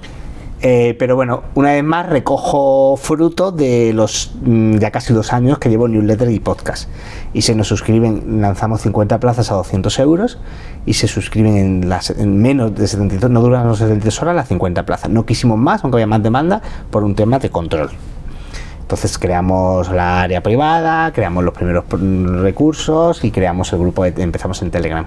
Sí, siempre cuidando esa experiencia del cliente, que 200, sea buena. 200 euros pago anual. Fue un gran acierto, por cierto, el pago anual, porque entraba la gente, no echan mensual, o sea, bajas mensuales, y no te tienes que estar preocupando y la gente está más comprometida. Sí, y tampoco hay el estrés ese de, uy, a ver si de cuanto al usuario, sí, en cuanto total, al cliente, mucho a ver si este mes hay algo. Es una decisión que yo tenía muy vista, yo analizo mucho los patrones de los que tienen éxito, ¿no? Y lo tenía clarísimo. Y lanzamos eso y fue mejor de lo esperado. O sea, al menos en el Gauge, o sea, el grupo estaba topísimo y nada, entonces, bueno, bien. Entonces, claro, ahora mi vida empieza, ahora cada vez, yo no te lo digo contando, pero cada vez los clientes B2B van reduciéndose. 6, 5, 4, 3, en ese momento tenía 2. Y no voy cogiendo, o sea, me va entrando también, pero voy cogiendo cosas selectivas o sea, cada vez voy a menos. Sí, vas cerrando esa línea de negocio. Pero me sigue generando seguridad tenerla, porque me da mucho más dinero, o sea, el tiempo invertido en el otro negocio, o sea, es infinitamente más rentable. Pero infinitamente te estoy hablando de por 3 o por 4 veces, ¿vale? Entonces, el tiempo que yo le dedico a cosas de freelance versus lo que le dedico al otro, pues el otro saco 4%, 400% más de rentabilidad. Pero el otro me tiene más motivado. Pero claro, en ese momento tengo balanza, ¿divertido o facturar? Yo le llamo negocio score o negocio bohemio. Pues bohemio es uno y el otro es un poquito score, ¿no? No te parece tanto, pero hay que ganar. Hay que pagar las facturas. Además es que autofinancia el tiempo que le dedico. Financia el tiempo bohemio. Entonces, claro, pero en ese momento tengo un poquito de frentes abiertos porque tengo mis 2 clientes de B2B, que además no hay sinergias con lo de cosas de freelance, tengo mi LinkedIn muy bien alimentado, tengo mi newsletter semanal, tengo mis planes de acción, no hago ningún curso más, es verdad, y tengo mi podcast y la membresía. Que está muy bien, para 7 días que hay a la semana. Vale. Y decidimos, va muy bien, eso sigue, la propuesta se llama el núcleo de cosas de freelance de alto valor. Metemos en octubre, hacemos otro lanzamiento. Otras nuevas plazas. Otras 50 nuevas plazas. En realidad decidimos meter más, pero decidimos hacer una cosa un poco rara que nos salió muy bien, que es hacer un lanzamiento en 2 meses, hacer un doble lanzamiento, uno oculto y otro como contándolo. Como había mucha lista, se quedó lista de espera del lanzamiento inicial, hicimos un lanzamiento por lo bajín y casi no lo comunicamos a esa lista de espera y entraron 40 y tantas personas, ¿vale? Además el precio pasó de 200 a 400. Y luego, al mes siguiente, en noviembre, hicimos un lanzamiento por todo lo alto a un precio de 500 y se suscribieron 500 personas. 50 personas también. 50. Pero ahí vimos por primera vez una especie de agotamiento, o sea, lo que fue 72 horas la primera vez, 72 horas la segunda también, esas 40 y tantas, en la otra fue in extremis, último día, los últimos días haciendo llamadas nosotros de prospección, o sea, se vio lo que ¿cómo se llama? Como el agotamiento de... Sí, de la mina, el agotamiento de la beta. Sí, tú tienes, si te siguen 10.000 personas, pues siempre tienes una serie de fans, vamos a decir. Y luego, conforme te han comprado 100 primero, los otros 50 ya son más duros y de 150 a 200 ya le tienes que ultraconvencer igual vía llamada. Y aparte íbamos subiendo el precio, 200 euros al año, 400 al año, 500 euros al año. 500 euros al año para un autónomo freelance que a lo mejor no le va muy bien, no es bastante dinero. Sí. ¿Vale? O sea, que a lo mejor, no sé, depende de quién nos esté escuchando, puede parecerle poco o mucho, pero hay gente con resistencia, con bastante dinero, que estoy hablando que algunos requieren una llamada de venta para vendérselo, ¿eh? No, la mayoría no, pero empezamos a meter llamadas de venta en algunos casos. Sí, que algunos. O sea, autónomos en España hay como 2 grupos grandes. Hay como el grueso, que son menos de 25.000 euros facturados, y otros que están bastante por arriba, en plan 50.000 para arriba. Son como los 2 grupos. Ves las gráficas y muy curioso, porque son como un dromedario. Sí, pero el que factura 150.000 no me entra a mí. Y ese ya se ha montado empresa muchas veces. Ese no me entra a mí. Ese no es el que entra, ¿vale? Bueno, total, muchos pidiendo, oye, no quiero pagarlo todo de golpe, tenéis opciones de financiación, mucha pregunta de opción de financiación, ese tipo de cosas, ¿vale? Entonces pero el caso es que entra en 150 y nos montamos en 6 meses con un negocio con una RR, Annual Recurring Revenue, que se llama, de 50.000 euros. Muy bien. En un negocio que tiene 6 meses de vida. Bueno, si tiene 6 meses, lo que pasa es que viene arrastrando la audiencia una vez más. Arrastra todo lo cosechado antes, que permite construir esto. No es una idea feliz de un fin de semana. No es una idea feliz. Y aparte, yo he trabajado mucho también cuando estaba en consultoría y he trabajado mucho de lo que se llama una función que se llama Product Management. Me encanta el mundo producto. Entonces, lo que más me gusta a mí en el núcleo es hacer de product manager. Entonces, el producto del núcleo, la área privada, las funcionalidades, las cosas que se pueden hacer, de aquí a hace un año, que lo hemos lanzado 10 meses, o sea, todos los meses se evoluciona muchísimo, bueno, muchísimo. ¿Qué pasa? Todo lo que es vuestro producto. Sí. Entonces, claro, conforme vamos viendo que estamos creando, de repente nos damos cuenta, o yo me doy cuenta, él también, que digo, que tengo aquí un producto que es el mejor. Si eres freelance, no hay nada mejor. Yo voy a decir en el mundo. No, pues no lo sé si en el mundo, supongo. Por lo menos en lengua española. Yo creo que yo no conozco nada mejor. Y no es porque sea mío, es porque creo que realmente ayuda al eso sí, si eres un creador de contenido no, si tienes un software SaaS no, si eres emprendedor no, o sea, atención a una persona que sea marketing digital y venda servicios, desarrollador web, automatizador de procesos, ¿vale? Sí, un freelance, como decís vosotros, no free de libre, que venda servicios y que haga las propuestas se vendan a través de una venta consultiva con una primera reunión de cualificación y una reunión de presentación y hay una propuesta de por medio, que tenga ese modelo de negocio. Sí, yo realmente un consultor freelance. Consultor freelance, ¿vale? Porque además somos todos tenemos ese modelo de negocio, es homogéneo, la experiencia está muy cuidada, estamos muy encima. Y en cuanto a autónomos de toda la vida, fontaneros, carpinteros... No he llegado nunca yo a ese perfil, ni he llegado... O sea, que lo que yo cuento le podría ser útil, yo siempre lo pienso. Yo qué sé, me hicieron hace nada me mudé y tuve que hacer una empresa de gestión de mudanza, lo que me entregaron, o un pintor, y me entregaron lo que yo llamo un presupuesto pintor, ¿vale? Que es una línea con, esto vale 3.000 euros pintar de la casa, no hay nada más. No me dijo porque eran los mejores para sobre eso, que casas como yo hayan pintado, no me dijeron, oye, yo soy la persona que te va a pintar la casa de tus sueños, ¿vale? Yo si fuera pintor, sabría cómo vender tu negocio de pintura, sabría cómo ganar, o sea, cómo hacer un 50% mayor y que convertir, o sea, lo tengo clarísimo. Hasta hubo un momento, esto es una anécdota divertida, estuve a punto de montar un SaaS para pintores. O sea, me entró tanta necesidad, porque digo, es que es facilísimo que ellos me digan 4 datos y con IA de ahí te saco una propuesta guapísima con casas que has pintado, que te diga por qué son los mejores, que te monten unos bonus extras y unas garantías, que te cuenten el proceso de pintura, que pongan fotos del equipo que va a ir a tu casa. O sea, dije, lo vi claro, un negocio para profesionales tipo pintores, mudanzas, wedding planners. O sea, esos que el presupuesto es un número, pues sí, que pueden hacer muy bien el servicio, sí, pero todo lo de alrededor... Pero lo de alrededor, al final te encuentras con 4 presupuestos con un número y dices, pues, ¿por qué elijo? Por número, no hay otra cosa. Eliges por precio, porque es que no hay nada que los diferencie.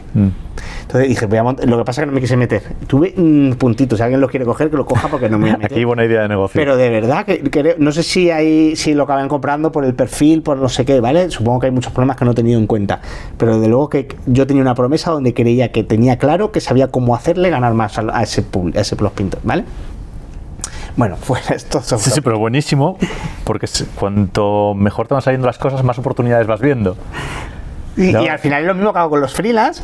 Los freelance lo hacen mal, vamos a decir, pero digamos que si de 0 a 10 lo hacen un 4.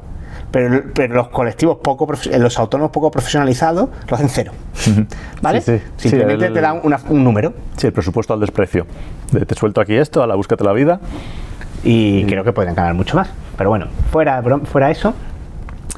metemos, es lo que te decía, el producto sigue evolucionando, nos empezamos a creer, metemos una RR de 50.000 euros, que ya es un número interesante, y entonces... bueno, aún así sois 2 personas. Sí, claro, en 50.000, o sea, la rentabilidad es ridícula, ¿vale? 50.000 entre 2, con gastos, con todos los gastos que hay. Tiene unos cuantos. Ahora tenemos un asistente virtual que le pagamos ya 900 euros todos los meses, por ejemplo. Sí, para plataformas, softwares. Un desarrollador, o sea, no queda nada, ¿vale? No queda nada para nosotros, nada. Nada. Pero bueno, al final ya estamos hablando de un negocio de membresía que crece, que escala, o sea, es diferente, ¿vale? No es un curso como decíamos antes. Entonces los dos empezamos a plantearnos, bueno, también lanzó un modelo de negocio que es el mentoring, que no te lo he contado. El mentoring. Sí. Que lanzó un negocio que se llama Lanza tu negocio freelance en 100 días y lo vendo por 5.000 euros. Bueno, empecé por 2.000, ahora están 5.000. O sea, también se me vende muy rápido. Porque cojo muy poca gente, un chico al mes, porque aunque ese sí me es bastante rentable, pero no es escalable tampoco. ¿vale? Es un nuevo servicio. Es un nuevo negocio. Y depende de tu tiempo, sí. Eso es, depende de mi tiempo. Es como, o sea, me empieza a ser parecido rentable al B2B, pero al final voy a ser otro servicio. ¿vale? Pero bueno, lo lanzo porque me apetece ayudar a alguien en tu end. Además, sí es sinérgico con mi negocio. Todo lo que le enseño a ese chico lo documento y luego lo enseño en una newsletter. ¿Me explico? Antes el tiempo que dedicaba al negocio B2B no se lo podía dedicar al B2C. Bueno, entonces empiezo a coger un chico al mes, eso me da dinero y me quedo ya con 0 clientes, ¿vale? Del negocio B2B. Vamos a decir, ya se terminó. Sí, se terminó. O sea, sigue ahí la web y tal, y lo utilizo más como ejemplo de que yo fui freelance para tener más credibilidad para mi freelance, ¿vale? Esa es un poco su función a día de hoy. Si algún día quiero volver, pues hoy ahí está. La experiencia nunca se pierde. La experiencia de cliente siempre se va a necesitar en todos los negocios y sola ya lo tiene complicado. Y el caso es que, claro, empiezo a virar mi negocio principal hacia, hoy el núcleo es igual debe ser mi principal producto. Sí, la comunidad. Porque además el tiempo o sea, eso escala no escala a 10.000 personas, tal y como está por lo menos ahora el vídeo montado, pero el esfuerzo de 100 sí que es parecido al esfuerzo de 500 personas. Por lo tanto, lo que es más inteligente es crecer rápido hasta 400, 500 personas, que cada uno nos pague 500 euros, son 200, 250.000 euros, que ya con gastos y yo entre dos ya empieza a ser una cifra interesante, ¿no? Sí, son estos negocios que necesitan cierta escala, igual que una startup. La startup al principio es una idea. O sea, ahora estoy en lo que se llama el Valle de la Muerte de las membresías. Sí. Que es cuando tienes suficiente tracción para no dejarlo, pero todavía no te da cero rentabilidad. Sí, todavía no es interesante para más. No es interesante. Obviamente estoy todavía en el Valle de la Muerte porque es una membresía que tiene 10 meses. Y ahora pues viene la siguiente etapa, vamos a decir, la de ahora mismo, la que empieza mañana, literal. Mañana empieza con un evento y el lunes con un lanzamiento y va a ser un lanzamiento de 100 personas. Es el más grande que hemos hecho de la fecha. Está todo muy, muy, muy trabajado. Yo creo que lo vamos a conseguir. Bien planificado. Muy planificado. Yo creo que lo vamos a conseguir. Porque además tenemos desde noviembre, que fue el último lanzamiento, porque lo vamos cerrando, hasta hoy hemos generado bastante demanda. Y además hemos comunicado los dos ya más antes lo comunicábamos un poco por detrás, cada uno iba a su negocio, o sea, no estaba muy comunicado. Ahora hemos empezado como más de cara hacia afuera a comunicarlo, entonces ya la gente sabe lo que es el núcleo. Hay muchos testimonios de le llamamos núcleos a la gente dentro de los núcleos que nos publican, eso se traen a otros, o sea, empieza aquello a coger tracción.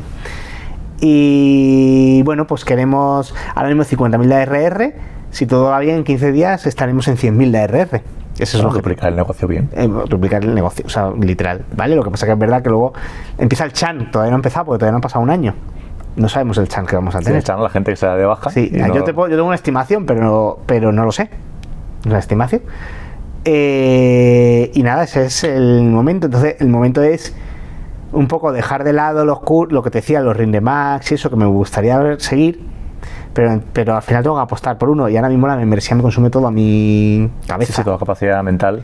O sea, sigo con la newsletter sigue igual. Pero por ejemplo, la newsletter sigue bien, pero ya he dejado de utilizar tantas tácticas, dedicar tanto tiempo de captación, por lo cual tampoco crece. Pero también por otro lado, creo que tengo mucha demanda. He aprendido mucho, por ejemplo, a gestionar a freelance de manera individual, o sea, de manera de ir tú a por ellos. Con llamada individual, qué tal, identificar su problema, pues yo te puedo ayudar. Digo, es que tengo una base de datos muy grandes y estoy aprendiendo a que igual me es más interesante cómo exprimirla, no exprimirla en la palabra, cómo hay gente interesante dentro que si solo haces contenido no la activas. No es exprimirla, no me gusta más la palabra exprimirla porque además sí, no son naranjas, ¿no? No son naranjas y aparte no es mi personalidad ni lo hago así, pero lo que quiero decir es que hay un momento en el que igual no necesito tanta más gente para conseguir 300 o 400 personas en el núcleo. Lo que necesito realmente es sentarme con uno a uno y contarse. Claro, conocer realmente sus necesidades y ver cómo puedes aportarle más valor. Porque realmente el producto es bueno y cuando lo enseño lo vendo. Sí. De hecho, en el último lanzamiento vendían el 70% de las llamadas que hacíamos, las vendíamos. Todavía no me he metido nunca en el Monopoly, que eso es algo que tiene que llegar, no dentro de mucho. Y es que no tengo ni idea, tengo que aprender, formarme, planificarme. Como todo en la vida. ¿Vale? Y con todos estos pasos, ahora eso, siguiente lanzamiento, ya parece que el Valle de la Muerte pues mira, ahora estamos en el momento, o yo estoy en el momento de este lanzamiento me va a dar la información suficiente de ya realmente apostarlo a todo a por esto. Él hace su mentoría, yo hago los míos, las mentorías de planificación y sería dejar de hacerlos también para centrarlos más en el núcleo, en captar, en seguir creando el mejor producto. Y sería, pues podría decirte, poner foco en que esto, lo que te decía, pues a lo mejor llegar a 400 o 500 personas, luego veremos, ¿no? También yo soy de los que piensa que quiero disfrutarla de la vida. Dentro de un año, pues seguramente me toque ser padre, no tendrá y entonces llegarán los problemas. Son las diferentes etapas que van ocurriendo. Claro, que ahora tengo mucho tiempo, pero dentro de un año igual no. O sea, al final tengo un objetivo. Yo no quiero ganar 1 millón de euros al año, es que no es mi objetivo. No quiero escalar esto a una escuela de freelance con 7 empleados.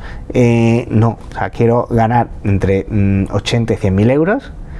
Y en España es un buen sueldo. Que en España es un buen sueldo, pero pues un sueldo de sobra para vivir bien y para el estilo de vida que yo busco, en mis hobbies y mi tiempo. Y a partir de ahí poder dedicar, pues si tengo que dedicar 4 horas al día al núcleo y ese es mi único trabajo, ya está, en fin, no quiero crecer más. 100.000 euros con 4 horas al día. Pues ese es el objetivo que tengo. ¿Vale? Un gran objetivo. No es el de 4 horas a la semana el libro sí, famoso, de Tim Ferriss. Me queda mucho tiempo, esto que acabo de decir, me queda mucho tiempo todavía para conseguir eso, ¿vale?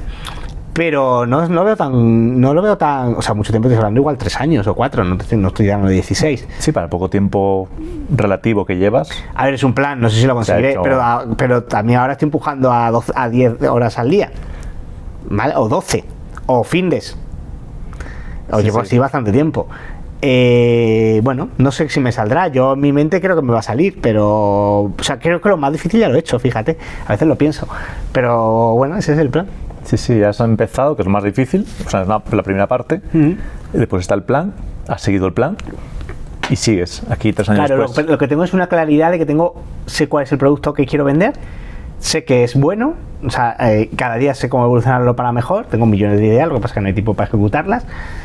Y además es un producto que mezcla experiencia, mezcla comunidad, mezcla formación. Es decir, creo que es complicado que la IA se lo lleve por delante.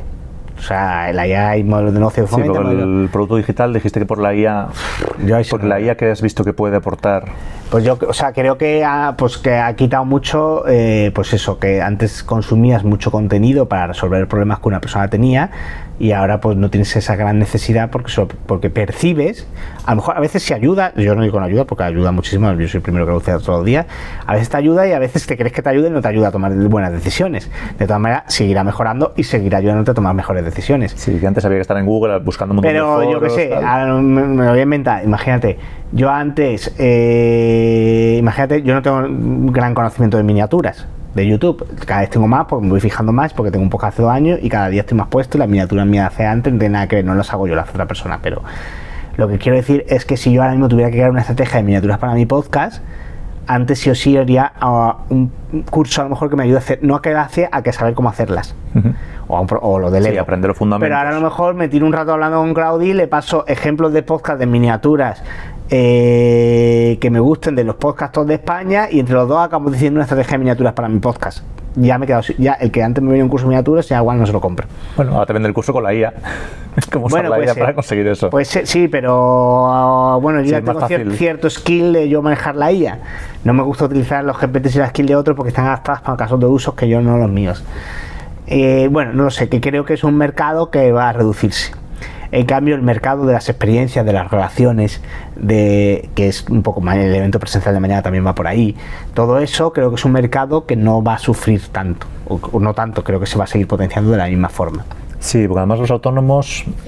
Hay soledad, la compañía, sí, o sea, es un mercado... Entonces lo veo un producto más completo que los que tenía, vamos a decir, y lo veo un producto más resiliente, no sé cómo decir, ¿no? Podríamos decir. Sí, que además el usuario, eso cuando le va sacando beneficios en su carrera, pues es mucho más mejor. Y los autónomos, aparte de esa soledad, ¿qué más dolores, qué más...? Hay uno, ¿cuál crees que es el de la factura de impuestos? No, hay uno más grande, ¿El de conseguir clientes? El de conseguir clientes. Que bueno, si no hay clientes no hay negocio, eso para empezar. O sea, puedes hacer las encuestas que quieras, preguntar a los que siempre son los mismos. O sea, hay varios, yo te puedo hablar todos los dolores, pero la bola grande, conseguir clientes. Vender. Conseguir clientes, sí. Conseguir clientes. O sea, conseguir clientes. Lo que pasa que una cosa, o sea, conseguir clientes es el síntoma, que me gusta a mí llamarle, del problema. El problema no es que yo no sepa sistemas de captación para conseguir clientes. Cuando rascas no suele estar ahí el problema. También, pero hay cosas por debajo. Sí, hay... Síntomas que no quiero conseguir cliente, todo lo que hay por debajo para conseguir clientes, que es claridad de a quién me dirijo, buenas decisiones y especificidad en el problema que resuelvo, lo que hemos hablado antes, una oferta atractiva, cómo lo presento, un proceso comercial, no ponerme nervioso en la llamada de venta, saber cómo se hacen, todo eso. Entonces hay todo un montón de cosas debajo. O sea, no conseguir clientes la base, es el síntoma de un problema gigante, que hay una base. Entonces lo que pasa es que ellos no son conscientes. Claro, como no han vivido cómo es ir con un plan, cómo es ellos quieren que les ayudes a hacer post en LinkedIn para conseguir clientes. Sí. O que no saben prospectar. Y es que no está ahí el problema. Sí, no hay una frase mágica. Es que si tú haces marketing digital y esa es tu propuesta de valor, y dentro de marketing digital haces SEO, ads, desarrollo web y tal, y sales al mercado y encima con una marca comercial diciendo nosotros, que eso es lo que hace la gente, con un bazar de servicios que le llamo yo, y... Sí, como las tiendas estas de te reparo el móvil, te cambio la pantalla. O sea, es desastroso lo que ocurre ahí. Sí. Y así es la mayoría, tristemente. No es tristemente, es que nadie le ha enseñado. Es que yo, no es que nadie le haya enseñado, es que yo cometí el mismo error. Es que estuve en mi web de la de Jorge, la que me iba bien, y es un poco bazar de servicio también. Dentro de experiencia cliente, tengo experiencia cliente, project management, product manager, innovación, bueno, encuesta. Bueno, tú llámame que yo hago de todo. Y yo mismo cometí ese error. Ahora ya que he leído tanto, que me he formado tanto, que estoy todo el día, mi mente es muy analítica, estoy todo el día buscando patrones de lo que tal. Yo ahora creo que ya sé lo que creo, o sea, podría decir que sé lo que funciona. Sí, tienes el gusto desarrollado. Llevo demasiado tiempo obsesionado con este público y con resolver sus problemas de la mejor forma. Entonces, eso me ha permitido encontrar patrones, fijarme y creo que intentar volverme... Supongo que el Jorge de 3 años sabrá mucho más que el de ahora. Pero lo bonito es que sigo obsesionado igual que el primer día con mi público, con sus problemas y con mis ganas de resolverlo. Sí, qué bonito. ¿Y vosotros diferenciáis mucho entre freelance y autónomo? Autónomo es el que se da de alta, autónomo ya está. Freelance, pues ese que da servicio muchas veces a través de ordenador, servicio digital, ¿no? Estos programadores, marketing digital que comentas. Y pues está otro concepto que es como el de la empresa de uno, ¿vale? Que es un poco como ese freelance, pero que ya no depende de servicios. ¿Vale? Es un poco más el modelo de negocio vuestro. Yo le veo a diferencia de los tres, ¿vale? Pero son las que yo les veo, no es lo que... O sea, se mezclan ahí, como dices tú, los conceptos. Por un lado está autónomo. Autónomo es la figura jurídica, podríamos decir, sobre la que engloba a todas las personas que trabajan por su cuenta. Y ahí hay una amalgama, lo has dicho tú, Fontan, hay 1000 cosas diferentes. Y pues el autónomo societario, que ya es otra película. 1000 cosas, ¿vale? Negocio unipersonal refleja, como su palabra dice, un negocio de uno con cualquier tipo de... O sea, vamos a decir, está el autónomo. El negocio unipersonal sí que yo lo veo relacionado a esa palabra un poco con el mundo digital. Un fontanero también de un negocio unipersonal, pero no van por ahí diciéndose negocio. El taxista no se va diciendo, no, es que tengo un negocio unipersonal. Sí, ¿vale? Pero si el taxista deja de conducir el taxi, se acaba el negocio. La gracia del negocio unipersonal es que funciona sin estar tú ahí ejecutando. Claro. Y luego, es verdad, los freelance es un tipo de modelo de negocio dentro de los autónomos y dentro de los negocios unipersonales. O así lo veo yo, ¿vale? Pero es verdad que es una forma de verlo. Mucha gente mete en el mundo freelance a todo tipo de autónomo, a todo tipo de modelos de negocio. Sí, suena mejor en inglés, ¿no? En realidad, freelance viene de negocio de servicios. Sí. Y en inglés viene de gente que da servicios. Y lo da servicios generalmente con negocios unipersonales. Es decir, que no son tuyos, que eres tú solo. Entonces, ese es el público al que me dirijo. Es una etiqueta que, vamos a decir, me ha adueñado, entre comillas. No hay mucha gente creando contenido para emprendedores, no hay tanta gente creando contenido para freelance y hay mucha gente identificada con la etiqueta freelance. Por lo tanto, he dado con un buen nicho, al menos en tamaño y en identificación. Además, tengo una gran ventaja y es que yo pongo en un buscador freelance y salen 25 millones. Sí. Entonces puedo ir a buscarlos. Cuando tú vas a empresas que crecen, por decir algo, no puedes buscarlas en un buscador, o empresas, ¿vale? Entonces tengo mucha ventaja con poder buscar a mis públicos objetivos en un buscador. Claro, y ahora con la IA, bueno, en Estados Unidos están como en ese foco de a ver quién llega a la empresa de una persona que facture 1.000 millones, que están ahí en esa carrera, igual para final de año 2026 se llega. Empresas de una sola persona que ya facturan 1 millón, pues ya hay unas cuantas. En España muy pocas, debe haber 3 o 4 como mucho. ¿Crees que esa es una evolución para el freelance? Como eso de... autónomo? Mira, lo tengo bastante claro. Yo tengo pintado un modelo de la evolución del freelance desde el primer año y demás. Hay un momento en el que, vamos a decir, el freelance, cuando ya ha construido lo que yo llamo una serie de activos, que tiene su CRM bien montado, su sistema de captación, una buena oferta, tiene bien montado su sistema de facturación, GPTs para todo su entregar, para vender, para sus procesos. Y cuando tienes montado muchos, lo que llamamos que son activos, acabas pudiendo tener un negocio fácil de 100.000, más o menos 100.000 euros, sin tener que trabajar 60 horas. Tampoco trabajando 15. Es decir, no se puede, es muy difícil de uno de los freelance trabajando 15 horas. Decir, igual puedes echar 3 meses trabajando 15 horas, pero pues va a haber otro que te vas a compensar. Pero no es, quiero decir, no es tan complicado. O sea, sí es, no digo que es fácil, pero quiero decir, es factible. Sí, que hace 30 años era casi imposible. Conseguir 100.000 con un modelo de negocio de freelance y no vivir del todo mal. Pero es verdad que las 30 horas es difícil quitártelas, ¿vale? A partir de ahí, tienes varios caminos. Te voy a contar todos los que veo. Opción A.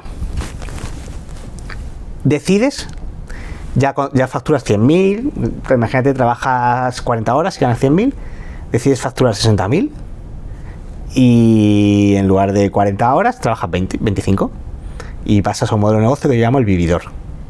Y está muy bien, de hecho es el objetivo por el que la mayoría de freelancers no te da negocio por libre. Hay muy pocos que lo hacen, pero es el objetivo principal. ¿Quién no quiere ganar 60.000 en España, que es un sueldo que, bueno, pues oye, no vamos a ser ricos con 60.000, pero puedes vivir bien, y más si no vives en Madrid ni nada de esto, ¿no? Y trabajas 25 horas y ya dominas tus clientes, tal. Es una opción. Sí, yo muchas veces me arrepiento de no haber ido por ese camino, porque con el negocio uno podría haber ido por ese camino. Pero bueno, mi mente inquieta igual no me lo hubiera permitido. Siempre hay tiempo de volver. Hay tiempo de volver. Yo es algo que, bueno, no lo sé. Opción 1. Opción 2. Te vas a un negocio, te vas a otro modelo de negocio. Bueno, no, te montas una agencia. Bueno, es una opción. Claro, es una opción y lo toman muchos freelance, ¿eh? Sí, sí.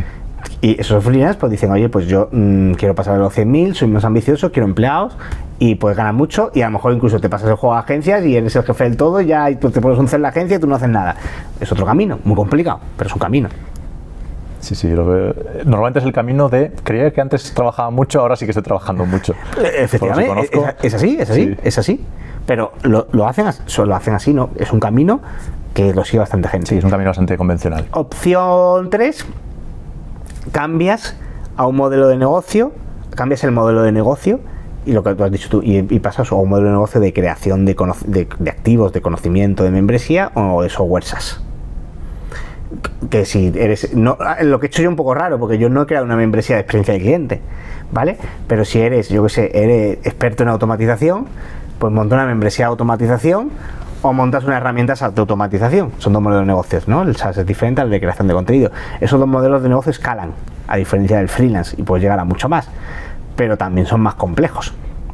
Sí, porque la distribución y la captación de clientes... Porque necesitas, por la distribución, tú lo has dicho, porque normalmente tanto en SaaS como en creación de contenido los tickets medio bajan muchísimo. Y entonces necesitas pues formas de distribuir y dar a conocer tu producto a mucha gente y eso no es fácil. Y tú puedes ser el mejor técnico automatista del mundo, que si tú no llegas a gente... Sí, además tampoco es barato. Sí. O sea, si tienes que llegar a 100.000 personas, al final hay que pagar de alguna manera. Total. Entonces, ahí tienes los caminos. No hay mucho más. O te quedas donde te he contado yo, te quedas en los 100.000 y si trabajas tus 30, 35, 40 horas. Sí, pues yo creo que lo de llegar a los 100.000 lo firma el 99% de los autónomos freelance. No llegan casi ninguno. Pues. No llegan. ¿Y por qué? Pero se puede hacer. Yo mi misión es ayudar a la gente a conseguirlo. Sí. Ese es mi objetivo. Si cojo a alguien one to one todo el rato durante 2 años, el tío es espabilado y tal, se lo consigo. Yo creo que estoy seguro que sé conseguirlo. Pero bueno, no es hay que trabajarlo, hay que estar... Y si quieres te digo cómo lo haría, pero... No hace falta. No hace falta. De toda la gente que ha pasado por ti, ¿hay alguna historia de una persona que digas tú, pues le veía que tenía madera? O sea, como esa persona que la ves así con ganas, pero que ves que no se acaba de centrar, que no acaba de enfocarse. Muchísimo. Y se pone contigo y empieza a ver las cosas, se empieza a dar cuenta, ¿no? Como que no me había dado cuenta, como Neo en Matrix, ¿no? Por hacer referencias del cine clásico. De anda, acabo de ver cómo va esto. Y se enfocan y empiezan a conseguir esos objetivos que ya creían que no eran para ellos, que eso era imposible, que eso eran cosas que se hablan en internet. No, o sea, yo tengo modelos de los dos, ¿vale? Tengo modelos de gente que por mucho que trates de decirle por dónde tienes que ir y tal, se desenfocas todo el rato. No solo se desenfoca, es lo que más me cuesta. Tú a alguien le dices, oye, que no vendas 3 cosas, que no vendas 17 cosas. Decide una transformación específica a un tipo de público y ahora vamos a hacer un sistema de captación de la hostia para ir a por ellos.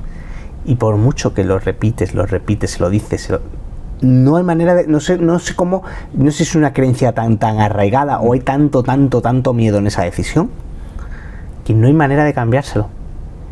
Sí, no hay manera. Intentan hacer el amago y siguen. Yo no digo que luego una vez ya eres, o sea, tú te puedes generalizar cuando estás arriba del todo, no cuando estás abajo del todo. Claro. Cuando estás arriba ya tienes clientes fieles y tienes marca personal y te sobra el dinero. Ahí si quieres ya te generalizas, me da exactamente igual. Pero tú, o sea, tengo así de gente, no, estos no son tanto one to one, son más de, pues gente del núcleo y cosas así, que yo con muchos hablo de forma personalizada todos los días, ¿vale? Y no se lo dices y te dicen que lo van a hacer y no lo hacen. Entonces no sé si hay una creencia tan fuerte, tan arraigada, no sé qué hay, me cuesta entenderlo. Sí, ¿crees que hay más miedo en España que en otros países, quizás? No, eso no, yo bueno, también tengo gente de Latinoamérica y es parecido, ¿eh? Vale, los nexos culturales son bastante fuertes. Sí. Luego en otros países tipo no te sabría decir porque no conozco tanto la mentalidad, no lo sabría decirte. Eso por un lado, entonces eso está por un lado.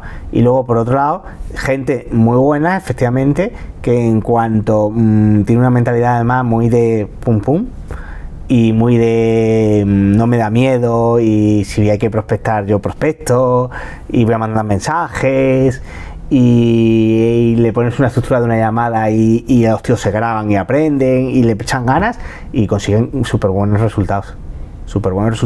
También es verdad que tienen que ser luego buenos técnicos en lo suyo, porque yo no te enseño a ser buen técnico en lo tuyo.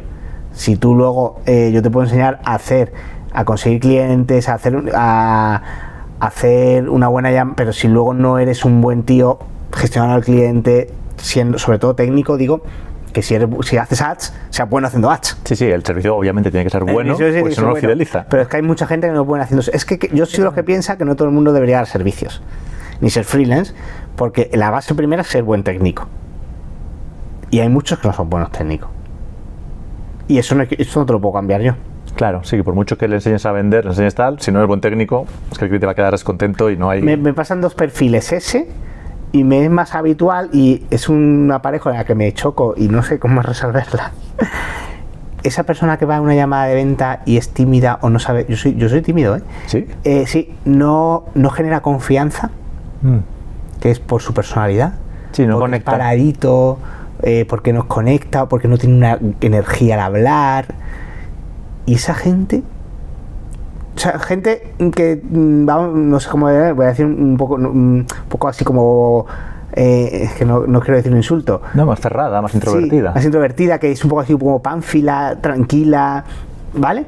Es que la gente no quiere contratar perfiles así, quiere contratar perfiles muy enérgicos, perfiles que generen una actitud muy positiva, mucha sonrisa. Es más importante que lo técnico, fíjate. Entonces, esa gente la puedes preparar de la hostia, que a la hora de explican con tanta tranquilidad, que no generan confianza en la persona. Claro, sí. Yo lo he detectado, que cuando alguien te contrata quiere personas que tiren de ellos. Se quieren líderes. Eso, quieren yo no tengo ni puta idea, entonces tú diriges. Personas muy seguras. Sí. O sea, la seguridad es súper importante, la extroversión, la forma de comunicación. O sea, hay un montón de soft skills necesarias que si no las tienes... Sí, y las soft skills, yo no soy creo que soy un gran técnico de cómo hacer freelance, pero no soy un gran coach. No es mi habilidad, no soy bueno, no puedo ser bueno en todo. A ver, todo lo que has hecho, por lo que no, pero de verdad no soy un gran coach. Sí. Un gran coach, que supongo que esa gente requiere cierto trabajo más de psicológico, de coach, de acompañamiento, y yo o no tengo la paciencia, o no se me da bien, o tengo que seguir desarrollando esa faceta para ayudar a mi público, porque tengo que seguir mejorando como persona que ayuda a mi público. Y no soy un gran coach, y yo me frustro un poco con esa gente porque no soy capaz de ayudarles. Es que también es muy difícil ayudar a alguien que no quiere ser ayudado. No es que no quieran ser ayudados, quieren pero como que no le sale de dentro, no sé cómo explicarlo, o sea, es muy difícil, es fácil decir, o sea, yo te enseño a cómo hacer un primer mensaje en LinkedIn para romper el hielo, o cómo estructurar una llamada de venta, y es una teoría que te enseño en media hora y te la has aprendido, y si encima te lo estudias un poquito, nada, pero yo, a que tú tengas actitud enérgica en una llamada de venta, no se enseña, eso es una soft skill, es que las soft skills no se cambian con una sesión. Claro. Ese es el problema. Sí, haciendo un trabajo terapéutico. Las soft skills son muy complejas de cambiar, porque vienen asociadas a tu personalidad, a tus hábitos, a tus creencias, a un montón de cosas que yo no sé cómo cambiarlas, sinceramente. No he dado todavía con esa clave. Es complicado. Yo sí que tuve unas sesiones con un coach y por culpa de él ahora voy al gimnasio. O sea que cuidado con los coaches, que después te empiezas a hacer más ejercicio, te empiezas a poner más sano. Qué bueno. Y un tema que hay mucho en internet, el de los vendehumos, porque, o sea, tú tienes muy claro el valor que ofreces, cómo el técnico, bueno, los clientes, los freelance pueden hacerlo mejor, y comentas que hay que ser bueno en lo que haces, si no, todo esto no vale de nada. Tienes alguna venta, pero esto del negocio no funciona. Entonces, todo esto que se llaman vendehumos por ahí, ¿tú cómo lo ves? A ver, yo tengo mucho miedo a los vendehumos. No es que tenga los vendehumos, tengo miedo a que alguna vez me asocie a mí alguien a un vendehumos. Y me cuido mucho de muchas cosas. Yo paso mis newsletters por un GPT para que se asegure que no paso por vendehumos con unos criterios, ¿eh? Qué bueno. Sí. ¿Vale? Los vendehumos es un nicho que yo creo, no sé si yo creo que siguen existiendo. ¿Tú qué consideras un vendehumos? Considero un vendehumo una persona que promete algo grande y luego el método que enseña para conseguirlo, pocos lo consiguen, ¿vale? Que no quiere decir que no todos lo consigan, es decir, tienen un discurso, unas técnicas vagas o un método vago para conseguirlo. Tú te vas a los vendehumos estos que se pusieron famosos en 2020, que hicieron negocios millonarios con eventos y tal, y tú ves las opiniones de gente que salía de ahí, y había gente que conseguía justo lo que prometía. Porque es verdad que si tú pones en práctica todo lo que dices, o sea, es que el resultado muchas veces depende más de ti que de la persona que te enseña. Entonces, por eso mucha gente obtuvieron resultados. Pero si tu forma de ayudar es poco precisa y la mayoría no obtiene resultados y un porcentaje alto no lo obtiene, pues es lo que se considera vendehumos, ¿vale? Porque pocos lo consiguen. Que algunos lo consigan no quiere decir que no sean vendehumos. ¿Me explico? Sí. Vale. Sí, que es un porcentaje tan ínfimo. Bueno, no voy a decir tan ínfimo, pero es un 10%, imagínate. 10%, claro. Y tú vas asegurando que vas a conseguir que todo el mundo que se por ti va a facturar 10.000 euros. ¿Vale? Porque yo qué sé, al mes. Pues eso es un vendehumo. Pero hay gente que lo consigue porque, como digo, si el tío te acaba cambiando las creencias y te lo crees y tú como alumno eres bueno, es que al final lo has conseguido porque tú eres bueno. Porque necesitabas un empujón de que alguien te empujara. Nada y ya estaba. ¿Vale? Entonces, a mí sí me da miedo que me asocien porque han hecho daño, vamos a decir, en el sector. Y en mi caso tengo unos valores muy marcados en el que me duele, porque además yo vengo de lo que te acabo de contar, de experiencia de cliente toda mi vida, y digamos que estoy demasiado sesgado hacia entregar demasiado valor y demasiada experiencia. Mi socio Swan me lo dice, me dice: Jorge, ¿qué te pasa? Es que esto lo debías cobrar, es que estamos dando, o sea, me dice que yo por naturaleza trato de hacerlo así. Sí, buscas cuidar a los además, otros. no solo es que tengo una creencia muy arraigada, que creo que la mejor estrategia de crecimiento a largo plazo es la buena experiencia de tus clientes. Claro. Entonces lo llevo a la máxima en todo lo que hago. Y de hecho, o sea, si alguien de repente compra algo mío y no ya cada vez lo gestiono mejor, pero realmente me afecta, ¿vale? Y bueno, pues en mi caso trato de demostrarlo siendo específico. Creo que lo que más evita la percepción de vendehumismo es la especificidad de lo que dices. Si lo que tú haces lo demuestras con un cómo muy específico, con unos pasos, con unos números y demás, o sea, con un taller donde no digas generalidades que te digo una ya, sino que lo bajes todo muchísimo hacia abajo del todo, muy conciso, que es un poco además mi forma de enseñar, es lo que creo que te aleja del vendehumismo, ¿vale? Sí, sí. No es decir, tienes que vender en LinkedIn, no es decir, tienes que hacer post de no sé qué, es entregarle la plantilla del post, ¿me explico? Claro, esto se hace así, de esta manera, pim, pim, repetir. Entonces, todo me intento guardar mucho en ir a algo muy específico. Claro. Porque si no, creo que si te quedas muy arriba, te quedas en el nivel vendehumo. El vendehumo lo que dice no está mal. Si es que yo te hago un taller de público objetivo y te digo las teorías de cómo elegir público y me quedo a alto nivel y no está mal lo que digo, está bien. Y lo que dicen los vendehumos no están diciendo mentiras, pero se están quedando en un nivel tan arriba y no lo están bajando tan abajo que no lo pueden que el que enseña no lo puede accionar. Entonces trato de hacer todo lo que hago, especialmente en el núcleo, para que alguien lo pueda accionar. Claro, digamos que se quedan hablando del humo, pero no hablan del fuego. Sí. Y tú quieres bajar abajo a la hoguera. Pero repito, el vendehumo no dice mentiras. Sí. Solo está en el humo. Solo que está en el humo de arriba. Eso. Sí, pero hay que bajar al fuego, que es donde se hace el chuletón. Eso es. Ahí. ¿Vale? Qué bueno. Para ir terminando, ¿dónde te gustaría verte en 2030, en unos 4 o 5 años? Profesionalmente, personalmente Profesionalmente y personalmente, que al final tenemos negocios que son de vida.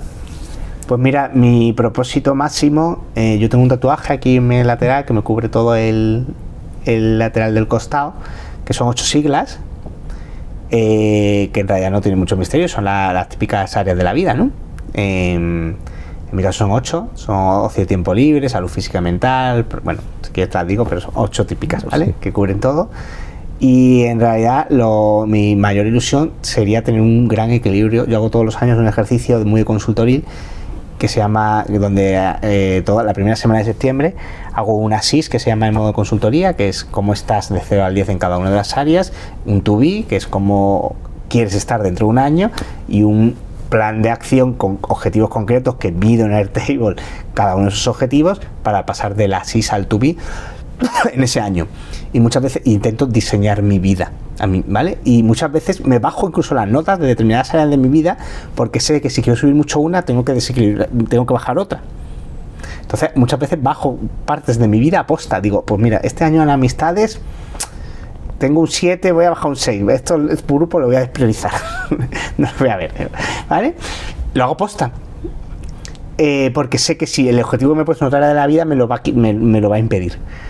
Estos últimos años he estado bastante desequilibrado, o sea, y me mido mucho el equilibrio de las 8 áreas porque creo mucho en que si tienes equilibradas las 8 áreas, ahí es donde está realmente la felicidad. Un poco el Ikigai. Sí, el Ikigai, me leí el libro Ikigai, bueno, tengo un tatuaje otro aquí que se llama Kaizen, que es el estado del 1%, y aquí tengo Ikigai, precisamente, los dos tobillos, la palabra Ikigai y Kaizen, y son simétricos además, uno en cada tobillo.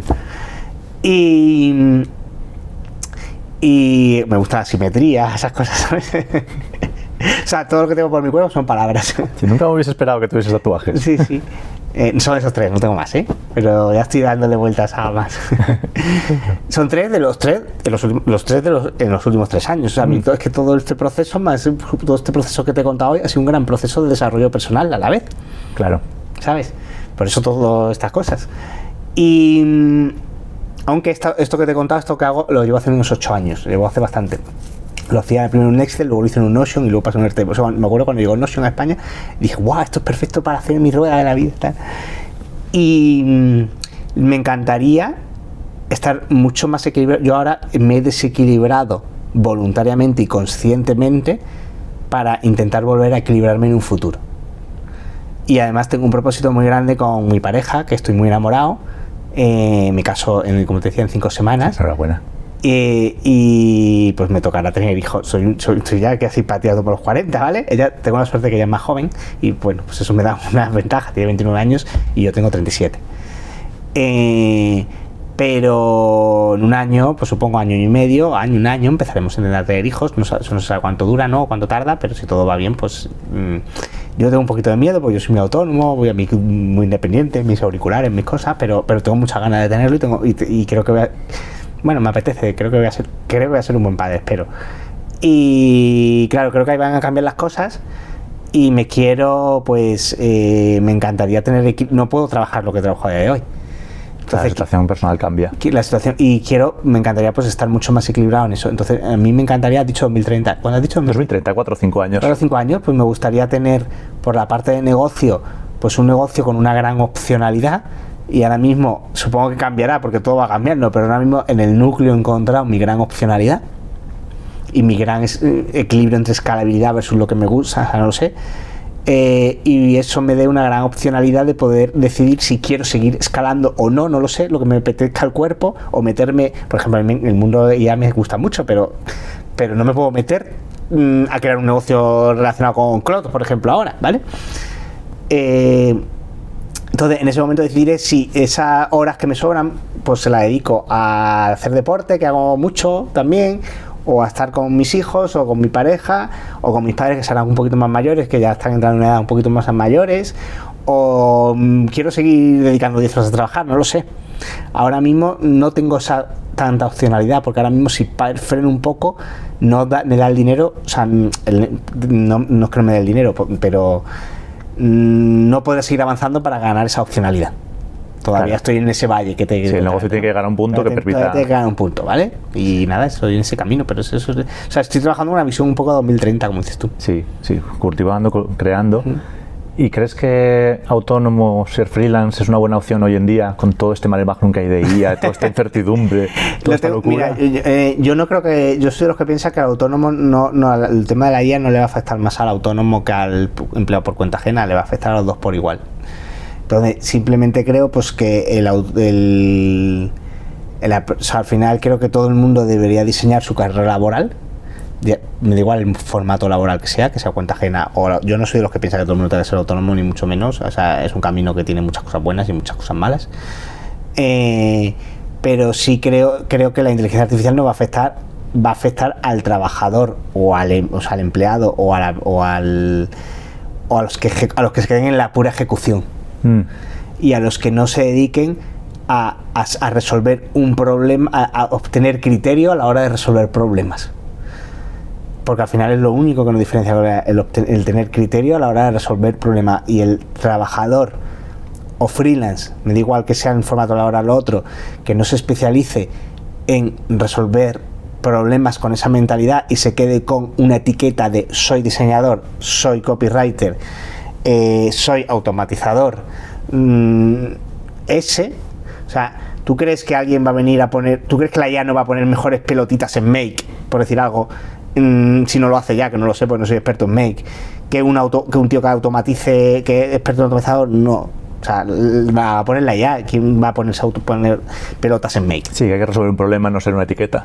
Sí. Lo que pasa que si tú eres un tío experto en ahorrar tiempo a unas empresas en un proceso concreto, pues le asesorarás y meterás Make aquí, en otro seguirás pensando cosas nuevas para resolver mejor su problema. Yo ahora mismo considero que mi obsesión es resolver el problema de que la gente tenga un buen negocio unipersonal de servicio del que pueda vivir bien y no tenga incertidumbre ni de clientes ni tenga miedo de volver a cuenta ajena. Ese es el problema con el que estoy obsesionado a resolver. Hoy lo intento resolver con el núcleo, pero igual el año que viene le meto un mega SaaS al núcleo con automatizaciones tal para resolver mejor el problema. Mi obsesión no es ser el mejor asesor de freelance, eso es una etiqueta. Es resolver ese problema de la mejor forma y con el paso del tiempo y la tecnología que hay, tengo que evolucionar todo el rato para resolverlo cada vez mejor. Qué bueno.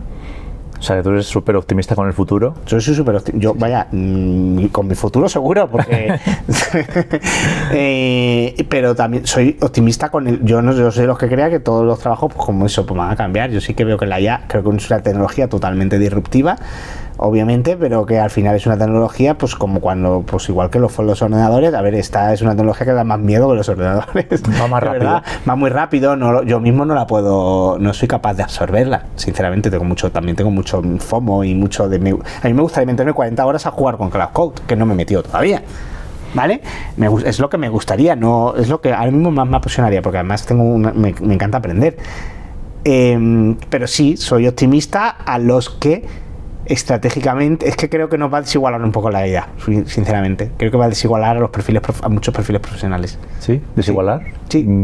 Pues desigualar entre los que realmente se han quedado, como te digo, en la etiqueta de soy diseñador web o desarrollador web, por decir algo, y los que se quedan en realmente voy a buscar un problema y voy a buscar todo el rato la mejor forma de resolverlo.